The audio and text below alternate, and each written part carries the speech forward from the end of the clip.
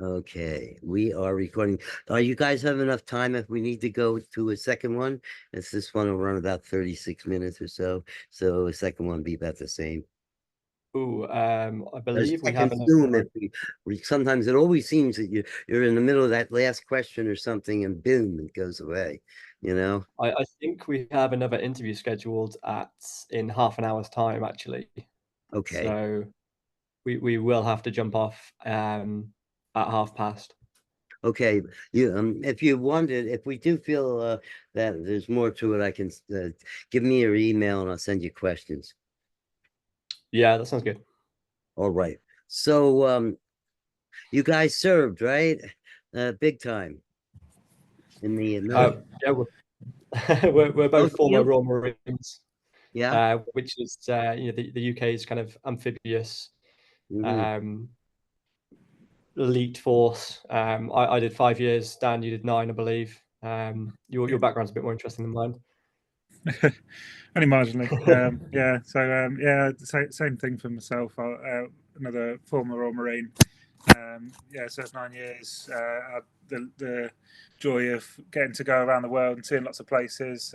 Did a tour of Afghanistan, and yeah, just a really good career altogether. And then now making films. What's the key thing they teach you to get that good at combat and doing strategic and violent missions? I think a lot of it's mindset, to be honest. They talk a lot about mindset, and it's about the ability to adapt and um, deal with any situation in a way that you don't let it get on top of you, and you just focus on what it is you've got to do, and you get it done. And a lot of it's that you get fit, you do a lot of physical exercise, but at the end of the day, it's all about what's in your head. So a little I think we bit realized. go ahead. So I was going to say, I think we realized as well, making Sunray, how much of what we were taught in the military is applicable to making films as well, and the kind of the discipline and the dedication and everything that goes into the challenges of making a film. I think what we learned in the military is definitely what made us succeed here. I've been in indie film for a long time, and film is really kind of guerrilla. Indie film, particularly, is like guerrilla war, no question. Mhm. Do you guys read Sun Tzu? As a part of the mindset training? We don't do it as part of training, but I've dabbled in it a bit. I haven't read all of it. But I've seen a few excerpts and things. Yeah. I've heard a few quotes, but yeah, I've not read it properly. I have a little tiny version, and it's like this big, and it's got it all. But I think it starts one of the first places where the mindset of a warrior is definitely there. You can be a warrior at anything, I believe. Women can be warriors too. It is a mindset. Yeah. Yeah, definitely. 100%. But I didn't want to interrupt you. You were about to say something. uh Mindset, but we can go on. I want to tell you that a friend of mine who died last year was one of the coolest people ever, and his name was Ken Kelch, and he was a cinematographer. He did much of the Abel Ferrara's work, including Bad Lieutenant and The Funeral and the first crazy stuff. He was a veteran. In fact, he was uh, uh, a true American hero. He was a Navy SEAL, and Amazing. he came back from Nam and went to some film schools. He was at NYU, and Abel just was desperate for a DP. And I guess film could be an answer to um, uh, uh, PTSD. Yeah, that's it's interesting you bring that up because that's something we talk about quite a lot. Is how the process of making a film and being able to focus your mind onto something that's bigger, like having a goal, a creative goal, and a creative outlet is a really great way to focus your mind when you and people that are struggling. We've had people on set that have suffered in the past, and they came to us while we were filming and said, "This is so good to just feel like part of the brotherhood again, but also to feel like we're working on something that is again putting your mind into focus and being creative, I think it does really help. It helps to express yourself. Like a lot of people don't really talk about their problems that openly, especially veterans and people in the military. Quite often, kind of keep it in, they keep it to themselves. And the ability to creatively express yourself, I think, can be a really powerful tool to sort of be able to arrange your thoughts a little bit. Can you get headroom just down a little bit? Yeah. Yeah, kind of a nice cold. I see the sofa and the other stuff pop when you do that, but it's like people walking by in the background or something. Yeah. Sofa. So anyway, Ken was just one of the coolest people ever. He went to the sets on a motorcycle, and in fact, he probably directed half of some of Abel's films, because before Abel cleaned up, which he did. A lot of people don't know that. They will say, "Oh, Abel Fry, are you on coke or what that day?" But Abel's really very, very serious now and all that. But Ken would be on have to pick up the directing when Abel didn't come. And he always wanted to be a director, and he wrote an amazing script, I think. So I would like you to see it, because it's very violent. It's an ex-veteran, and um I think he should have had the flashbacks. He didn't do that, and his character has some very dangerous stuff in this movie. It's called Fingered, and it would be a real testament to Kenny, because he was just like the coolest person. And he was a real hero too. He didn't want to talk about anything, but he shared some details that we thought weren't. And the SEALs were just like the Green Berets in the terms of their special stuff. So yeah, he was. I think he should have, because I think the only thing I said to him about the script was the flashbacks, like you used in the movie, very, very cleanly, would have helped establish a more positive image of his character, who had to rampage through Lower East Side in New York with fighting the Chinese mob and all that kind of stuff. And like, he was an ex-cop, so the police didn't help him too much either. You know that one. Yeah.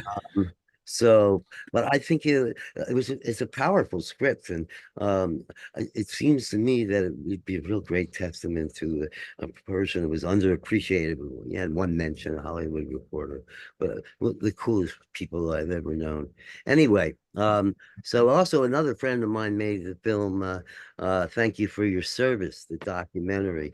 Not the narrative one that bombed, but the documentary that was like award winning.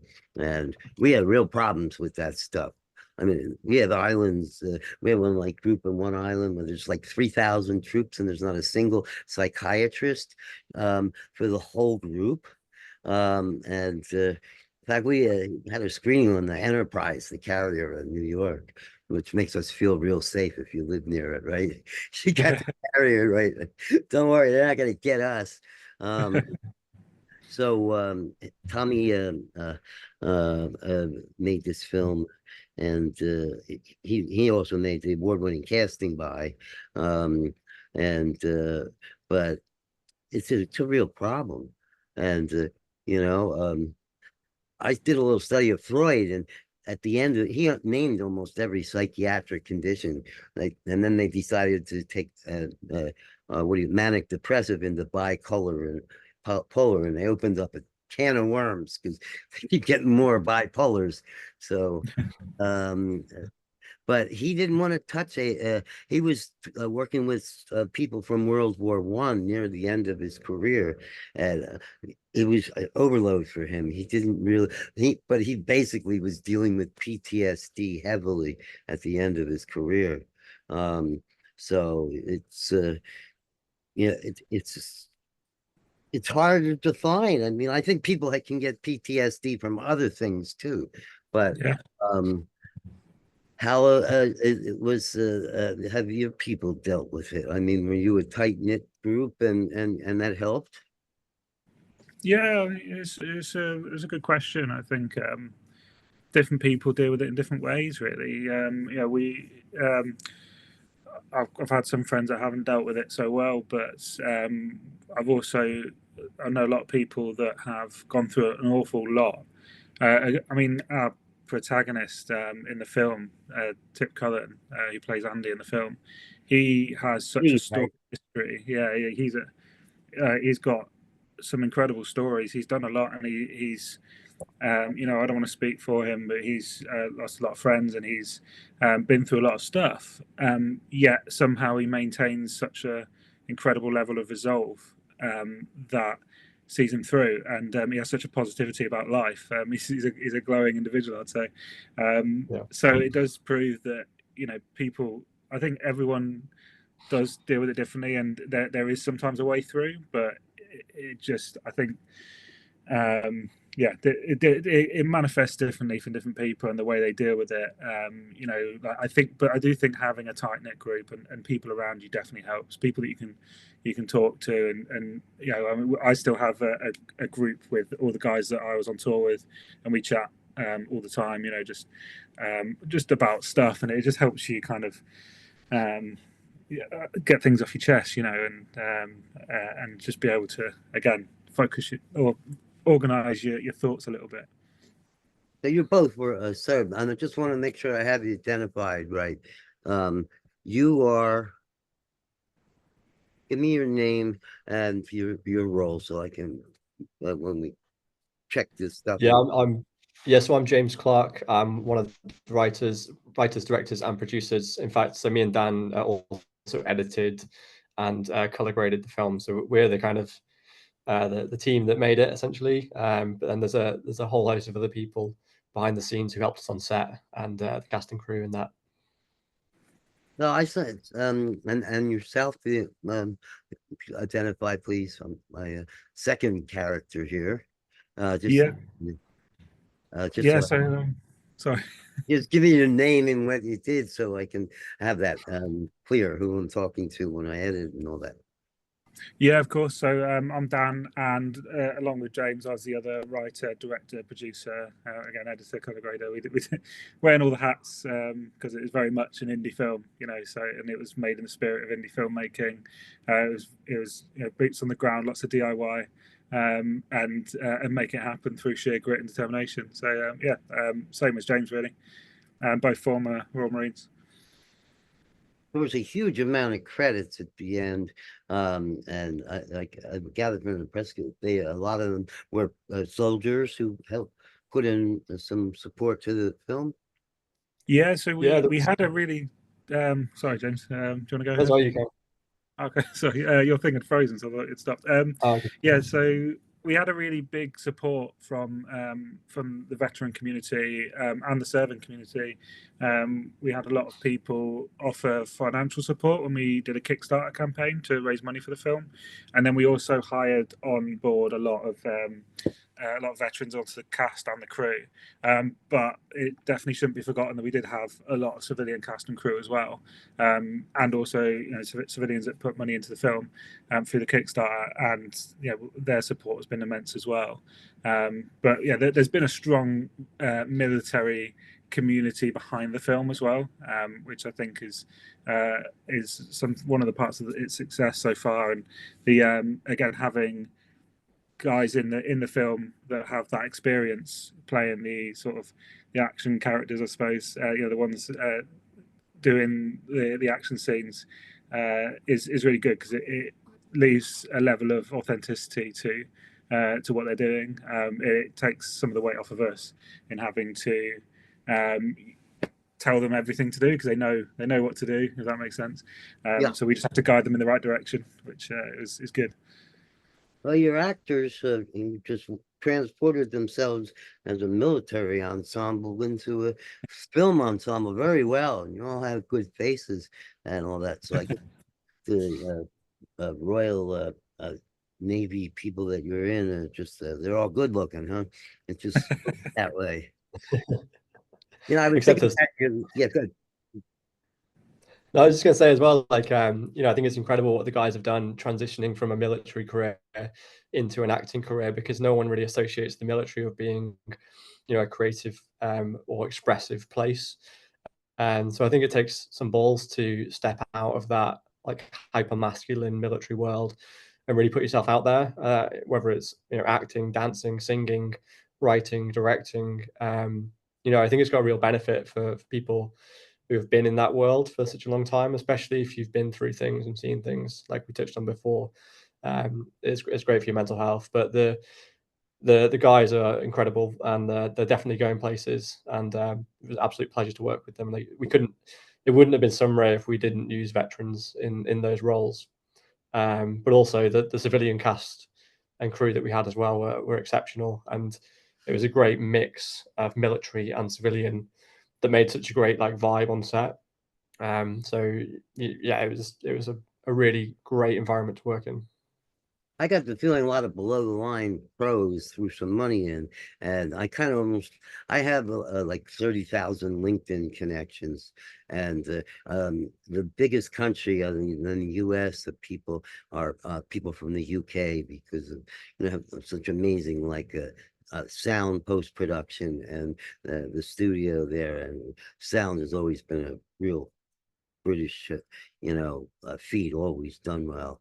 And so I almost thought I didn't have the time. I would just pull up my UK connections and match them to that huge list. And I bet I would have seen 20 or 30 people that I'm connected to on LinkedIn, and because they believed in your film enough to throw some money in, right? You don't see that happen, below the line people and all. So that's a good thing. Yeah, am I right? Yeah, definitely. It's the support has been like overwhelming. I don't think we really expected the kind of like the financial support, the backing through the Kickstarter campaign and everything that we received was amazing. And yeah, it's like you say, it's not often you see so many people put money into a project that's essentially a promise to create something, and they don't know what's going to come out like, do they? So Nobody knows with a movies. lot of faith. By the way, your lead, I was looking at him and it seemed to me his face is like a combination of Chuck Norris, uh, um, uh, uh, what's his name, uh, Bridges, Jeff Bridges, Jeff and Bridges. three or four older rock stars, and put that all together, and it's interesting. So yeah, has to run on that line. Yeah, I think he's got a bit of Kurt Russell in him, hasn't he? Yeah, it's funny you say that. We've had a lot of comments on the YouTube videos. A lot of people saying, yeah, Kurt Russell, Chris Christopherson, Jeff Bridges. A lot of people kind of saying he looks like other people, which is I'd not really thought about it before, but now I'm seeing the artwork and the comments. It's clicking. Yeah, we don't have that many bearded leads anymore, unless it's like some old wasted guy, and he's, but maybe that'll come back. Yeah, I think people don't appreciate the military as much. I think that the Vietnam experience really hurt, the impression. But military has some, in the standards world, MIL is a very, very, strong support to it, and the discipline of the military, it is a good mindset, and I think, hopefully, thank God, the military will probably save us from the Donald in the end, you know. So all the respect for you. You should see Thank You for Your Services. Tommy Donahue did that. And I saw also in your cast, I thought the father was a very strong actor. He moved good, and he really, just resonated with his character. Um, how did you what can you say about him, the guy who played the father? Do you mean the lead actor, Tip Cullen? No, the black guy who played the father of the Oh, Kevin Golding. yeah. Yeah. So he's a civilian actor. And we found him just through a casting website, I think. And we did a casting call with him, had a chat with him.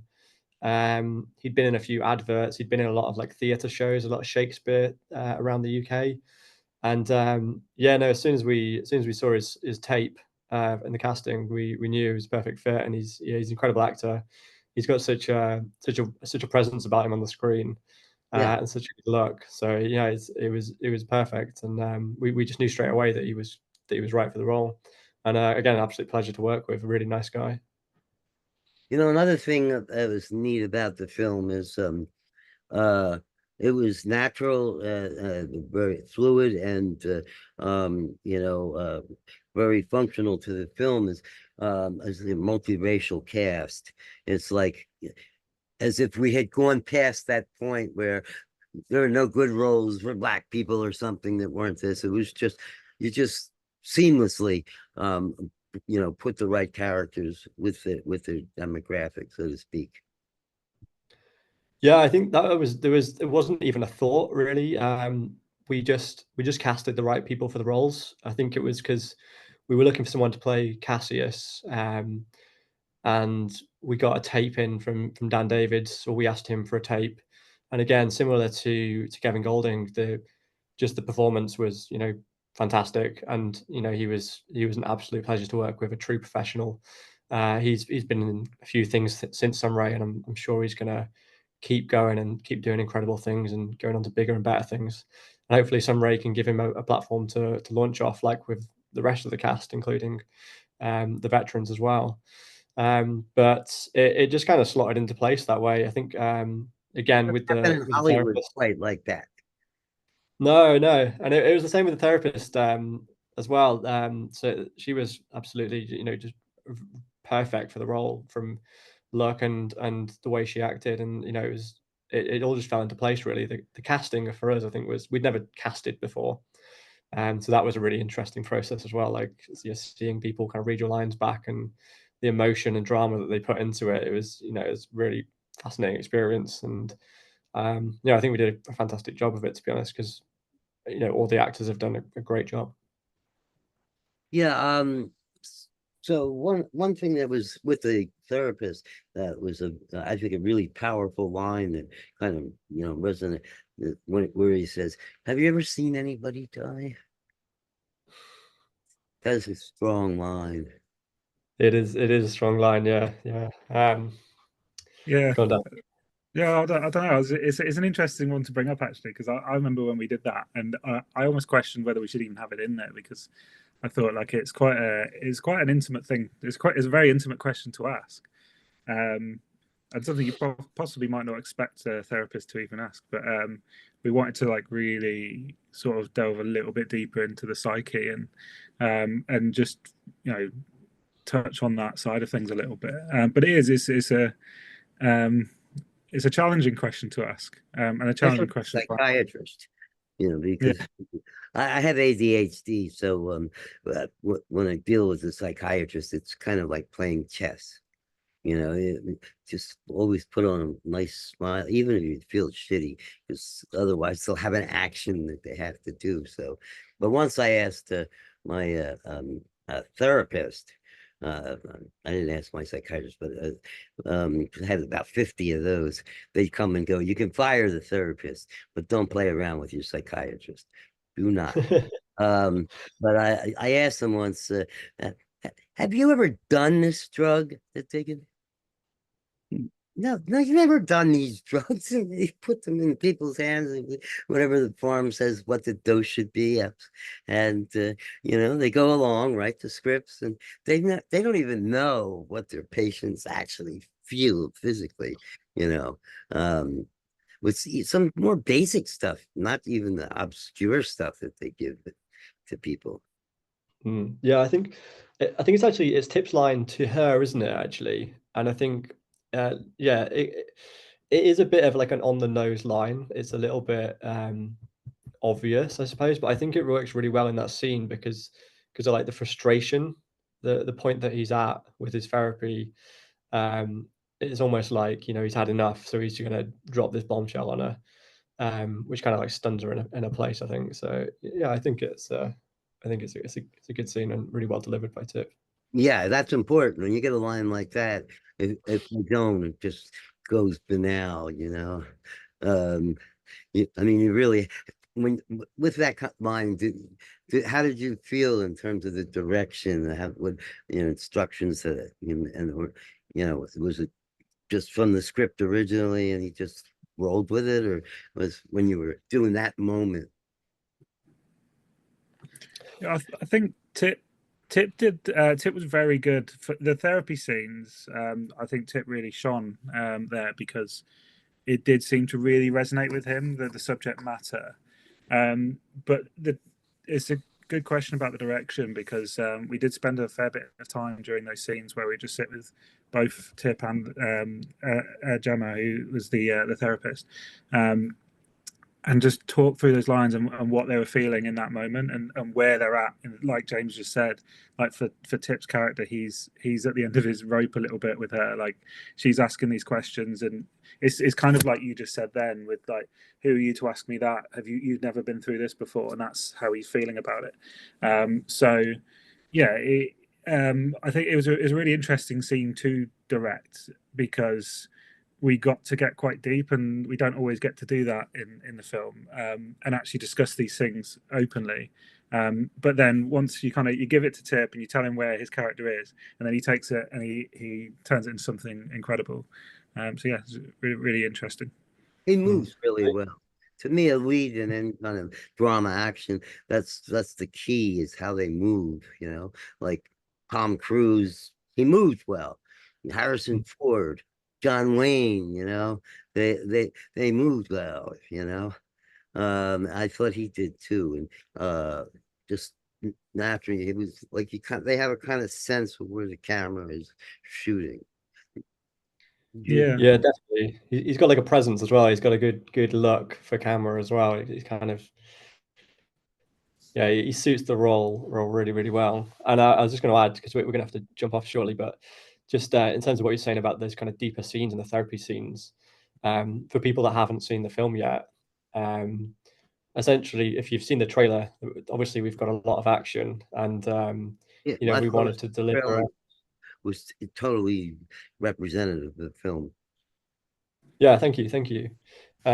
Yeah, tell that to we've got. Sissy, and she wanted me to tell her about it. Yeah. I was just gonna say we kind of tried a fine line with SUNRAY because we wanted to make something really entertaining with loads of action, you know, drama and, you know, firefights and things, you know, to get people interested. But also it does have a deeper story to it. We did want to shine a spotlight on veteran mental health. So it's an interesting combination to try and juggle. But I think we pulled it off quite well. So yeah, definitely check it out on the 24th of January. And you know, let us know what you think. I think if you're into action and you like a deeper story at the same time, I think it'll be perfect. Yeah, I think that you have to reach out to all the military people and people who are working in trying to come up with better approaches to PTSD. You know, that can help bring in, you know, special qualified audiences. I thought the music was very solid too. What was your thoughts about you know, how that was the style of it and the mood and all? Yeah, I think very quickly touch on the music. Yeah, we had our composer was actually from America, and we wanted to go for sort of quite a rich and deep sort of like soundtrack that was more of a score than like a music soundtrack, and I think he just absolutely nailed it. But Scott, unfortunately we've got to jump on another meeting, another interview. But we Can you go really about 2 more minutes? There's a couple more questions I had you. At any rate, what's your email? Either one of you, so I can send you other questions. I'll drop it in the chat. It's info@sunrayseries.com. Yeah, I'll just drop it in the chat for you. Oh, I never used the chat, so I just Okay. recorded. It's info@sunrayseries.com. Yeah, info@sunrayseries. Can. Okay. Yeah.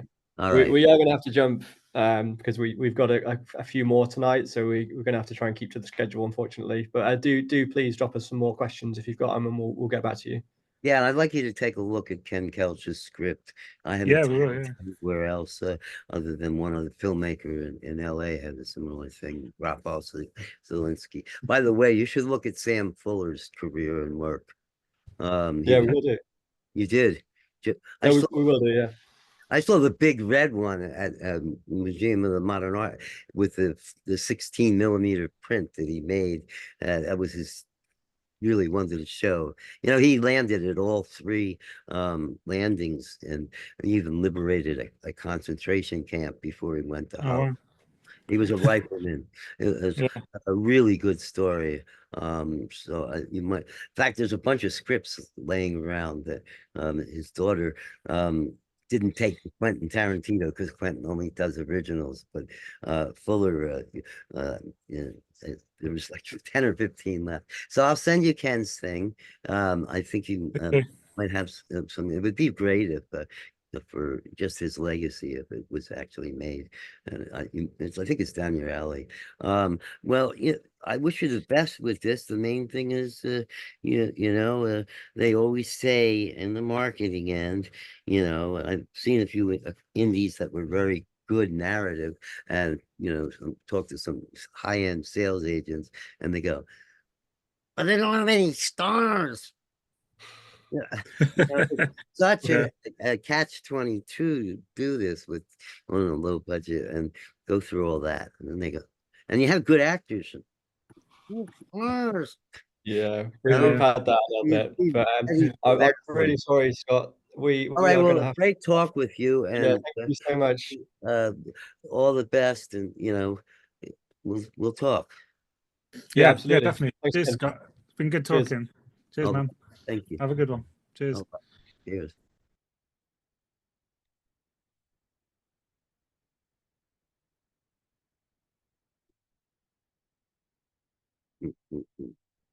Okay, we have lots of other stuff we would like to have asked, but we got a good interview there, and I suppose we should just end this thing.